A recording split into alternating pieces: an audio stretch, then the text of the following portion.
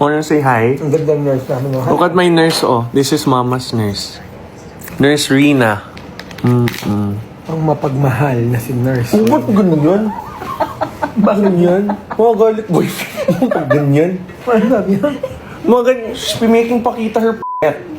Huwag na. Don't show that.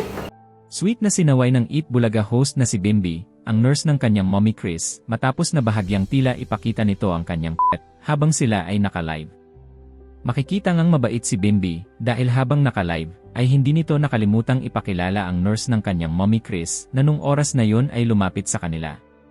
Kaya naman tinanong ito ni Bimby, kung gusto nitong mag-hi sa mga viewers, at kapansin-pansin namang tila komportable ang nurse kay Bimby, kaya agad din itong lumapit sa kamera at umaura-aura sa likod ni Bimby.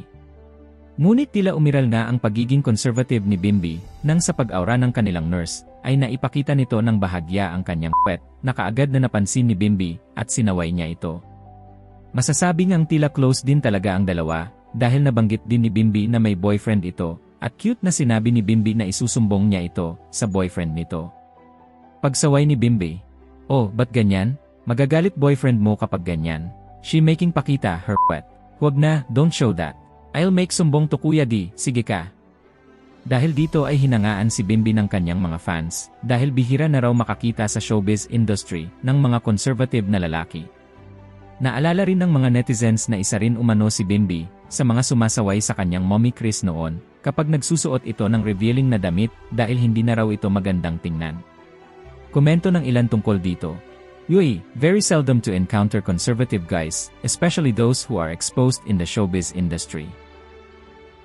So true, he's rare. I still remember when he was a kid, ayaw niyang mag-swimsuit yung mom niya sa photoshoot something. Ayaw ni Bimby yung parang bastos tingnan ang babae, gusto niya yung formal lang ang dating. Yan ang gusto ko kay Bimby.